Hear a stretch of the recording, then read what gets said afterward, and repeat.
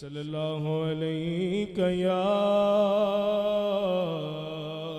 یا رسول اللہ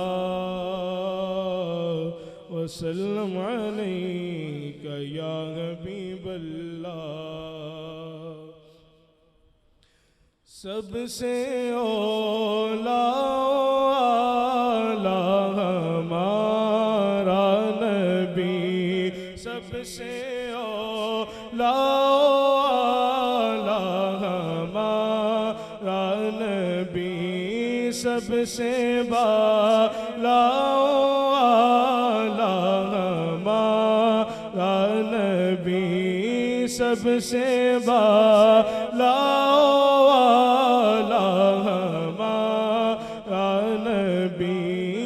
اپنے مولا کا پیارا ہمارا نبی،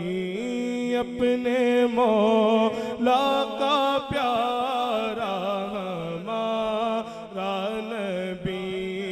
اپنے مولا کا پیارا ہمارا نبی، دونوں عالم کا دولہ ہمارا نبی، سب سے اولا ہمارا نبی، سب سے بالا ہمارا نبی،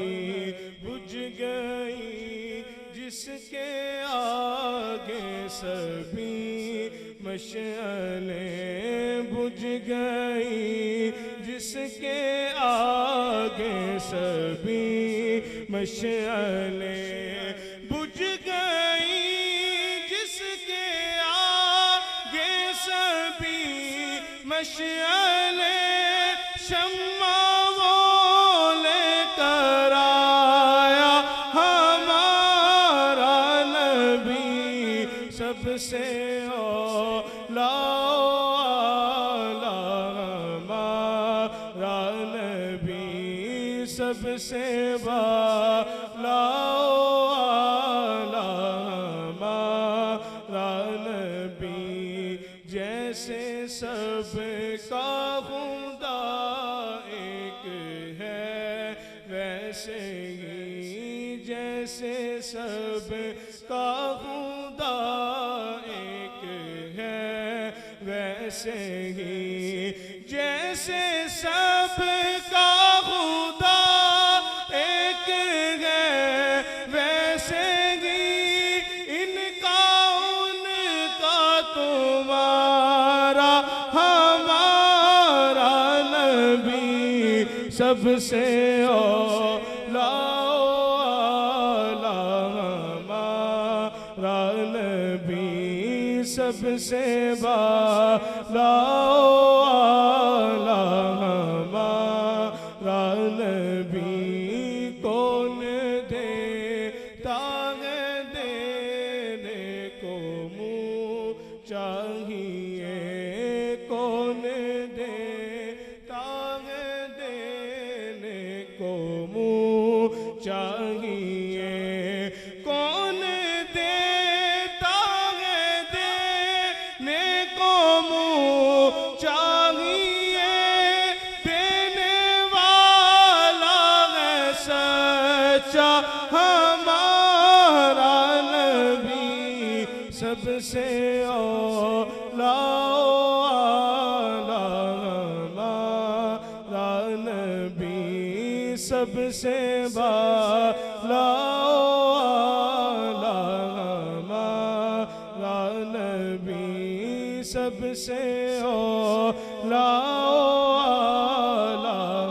ہمارا نبی، سب سے بالا ہمارا۔ عزیز دوستو، ذکر ہو رہا تھا امام الانبیاء صلی اللہ علیہ وسلم کے اوصاف، کمالات، جود و عطا، فضل و نوال کا۔ میدان حشر ایک ایسا دن کہ جس کے حوالے سے قرآن مجید برہان رشید نے پوری منظر کشی کی ہے کہ سب سے پہلے یہ دن 50,000 سال کے برابر ہوگا، نہ ختم ہونے والا دن۔ یہاں قانون کے شعبہ سے تعلق رکھنے والے احباب تشریف فرما ہے، یہ جانتے ہیں کہ عدالت میں کسی مقدمہ کے لیے پیش ہوں تو اس کا ایک وقت ہوتا ہے۔ معزز جج صاحب اس وقت کے بعد عدالت سے اٹھ جاتے ہیں، اگلی تاریخ پڑ جاتی ہے، اگلی تاریخ میں دوبارہ مقدمہ کے لیے حاضر ہوا جاتا ہے۔ قیامت کے دن اتنا وقت ہوگا کہ وہ وقت ختم ہونے کا نام ہی نہیں لے رہا ہوگا۔ مقدارہ 50,000 سنہ، اللہ قرآن میں فرماتے ہیں قیامت کا دن 50,000 سال کے برابر ہوگا، اور وہاں پہ کوئی پروسیکیوشن کہتے ہیں جی آپ، کوئی وکیل نہیں ہونا، کوئی صفائی کے لیے وہاں پہ وکیل پیش نہیں ہوگا، کیونکہ یہاں دنیا میں انسان اگر اپنا مقدمہ خود بیان نہ کر سکے تو اس کو وکیل دیا جاتا ہے کہ وکیل ترجمان ہوگا اس کا۔ قیامت کے دن آپ نے خود بتانا ہے جو آپ نے کیا ہے، اللہ کے حضور اس ہر عمل کا جواب آپ نے خود دینا ہے، کوئی وکیل صفائی وہاں پر موجود نہیں ہوگا۔ اور حالت کیا ہوگی؟ حدیث کے الفاظ ہیں، میرے آقا نے فرمایا کہ تم میں سے ہر ایک قیامت کے دن آئے گا کیسے؟ حفاتن عراتن غرلا۔ آقا نے فرمایا ننگے قدم، پاؤں میں جوتا نہیں ہوگا قیامت کے دن، عراتن بدن کے اوپر کپڑا بھی نہیں ہوگا۔ آج بسا اوقات ہم لباس کو دیکھ کر انسان کے سٹیٹس کو چیک کرتے ہیں کہ اس نے فلاں قسم کا لباس پہنا ہے، یہ اتنا یہ امیر ہوگا، اتنے بڑے منصب کا حامل ہوگا، یہ اتنا سٹیٹس ہے اس کا دنیاوی۔ قیامت کے دن نہ پاؤں میں جوتا نہ بدن پہ کپڑا، جس حالت میں بندہ پیدا ہوا تھا اسی حالت میں اللہ کے حضور کھڑا ہوگا۔ اور قیامت کے دن 2 مرتبہ اللہ نے قرآن کے اندر بیان کیا کہ والدین اولاد سے بھاگیں گے، اولاد والدین سے بھاگے گی، بہن بھائی ایک دوسرے کے قریب نہیں آئیں گے، میاں بیوی ایک دوسرے سے رخ موڑ چکے ہوں گے۔ کس طرح؟ فرمایا کہ قیامت کے دن ہر ایک کو اپنی فکر پڑی ہوگی، لیکن وہی قیامت کا دن اسی میدان حشر میں مولانا حامد رضا خان رحمت اللہ علیہ فرماتے ہیں ادھر وہ گرتوں کو جام دیں گے، ادھر وہ گرتوں کو تھام لیں گے، ادھر وہ گرتوں کو تھام لیں گے، ادھر وہ پیاسوں کو جام دیں گے، صراط و میزان حوض کوثر یہیں وہ عالی مقام ہوگا۔ یعنی امام الانبیاء میدان حشر میں یا تو میزان کے اوپر ملیں گے، میزان کیا ہے؟ جہاں پہ اعمال تلنے ہیں، نیکیاں اور برائیاں تولی جائیں گی، جہاں پر امام الانبیاء وہاں پہ جلوہ فرما ہوں گے۔ اور دوسرا مقام پل صراط ہے، پل صراط سے ہر کسی نے گزرنا ہے، نبی علیہ السلام وہاں پہ تشریف فرما ہوں گے۔ اور تیسرے نمبر پہ حوض کوثر کے اوپر حضرت انس فرماتے ہیں میں نے ایک دن عرض کی محبوب قیامت کا دن اتنا ہولناک، قیامت کے دن قرآن کے مطابق نفسا نفسی کا عالم، ہر کسی کو اپنی پڑی ہوگی، تو محبوب میں قیامت کے دن آپ سے ملنا چاہوں تو ملاقات کیسے ہوگی؟ ملاقات کہاں پہ ہوگی؟ تو میرے آقا صلی اللہ علیہ وسلم نے 3 مقامات بیان فرمائے۔ سرکار نے فرمایا اے انس، میزان پہ میری تمہارے ساتھ ملاقات ہو جائے گی، میزان پہ نبی کے اعمال تو نہیں تلنے، اعمال تو ہم گنہگاروں کے تلنے ہیں، امتوں کا حساب ہونا ہے۔ نبی کریم صلی اللہ علیہ وسلم میزان پہ کیا کر رہے ہیں؟ نبی کریم صلی اللہ علیہ وسلم اپنے امتی کو سہارا دینے کے لیے وہاں پر جلوہ فرما ہوں گے۔ اور پھر اس کے بعد فرمایا اگر وہاں پہ ملاقات نہ ہو سکے تو پل صراط پہ امام الانبیاء کس لیے دعا کرنے کے لیے رب سلم کہ مولا میرے غلام پل صراط عبور کرنے لگے ہیں، یہ جہنم کے اوپر بنا ہوا پل کہ آگ کے شعلے نیچے سے لپٹ مار رہے ہیں، اور یہ پل بال سے باریک تلوار سے تیز،